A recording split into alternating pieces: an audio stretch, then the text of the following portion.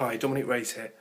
Today I wanted to talk to you about building together a set of tricks that you already know into a themed act. So looking at the tricks that you already do, how can you tie those together and select the tricks which would sit well together and create a set that you can then perform to the public? Now, a lot of magicians, when they start out, they start by finding their first ever trick, and it's one that they can do, they're technically able to do it, and it gets a really good strong reaction from the spectators. So they love it, they learn it, they start performing it, and of course the first thing spectators say is, "Oh, that's amazing, show us another one."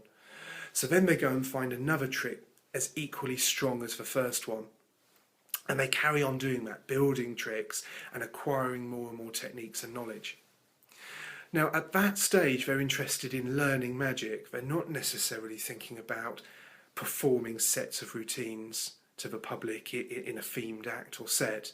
So they're acquiring tricks based on the individual trick rather than what it would all look like built as a whole.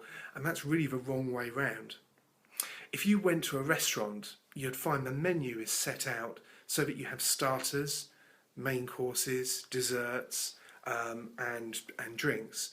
They're not grouped by the ingredients, they're grouped by how and where they sit in the whole course of a meal.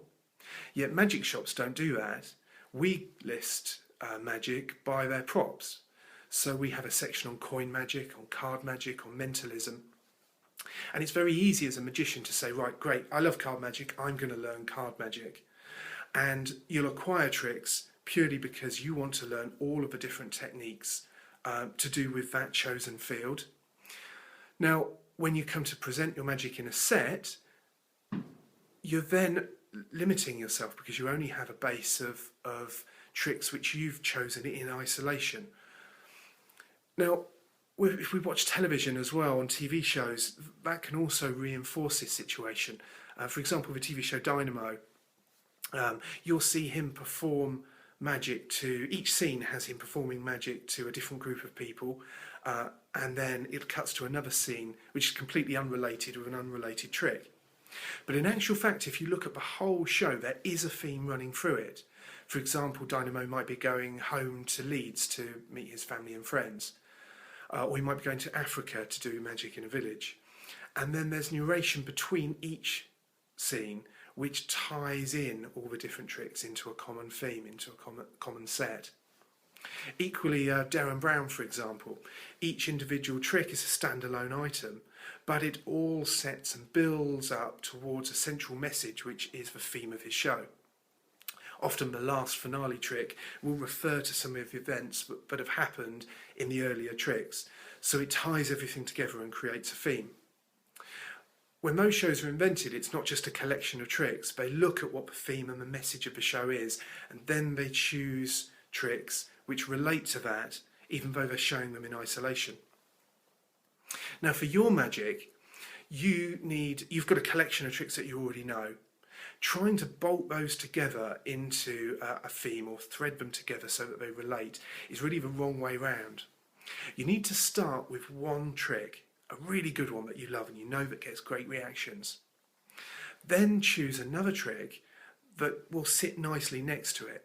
So decide whether that first primary trick is a closer or is a sort of a middle trick, a little bit more in depth and requires some more spectator engagement, or something that has a very, very strong finish which is hard to follow and might suit a closer. Concentrate on that, forget about the tricks you already know, but now search for a trick which would complement it, which leads into it nicely, or would fit a central message of that set that you're building. And search for tricks and add them from there, not necessarily just from your base of tricks that you already know. If it is a trick you already know and you have one, that's great, that's a bonus, but it's wrong to just limit yourself to those ones and try and desperately just tie tricks together. And the only reason why is that you know and you can perform them. Once you've done that and you've got a menu essentially of what your act is like, you can then theme those and have several of those which you can have as banks, and you can move in for different spectators in different situations. So you may have 2 or 3 little sets which are suitable for walk around magic, You may have 2 or 3 little sets which work really, really well at the tables, at a group of 10 people, and tie in everybody around the table, involve them. And you might have a few sets which would work well for maybe an after-dinner cabaret or a mentalism show, a 20-minute set like that.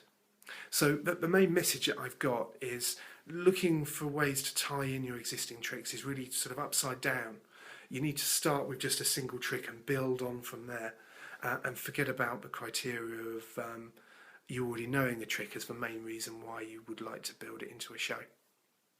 Well, I hope that's helped. If you've got any questions at all, email us at support@magicshop.co.uk or leave a comment in the comment section below. We read every comment and every email, and we use them to make more content and to find and answer any questions that our visitors have. So we'd really like to hear from you. That's all for now. Cheers.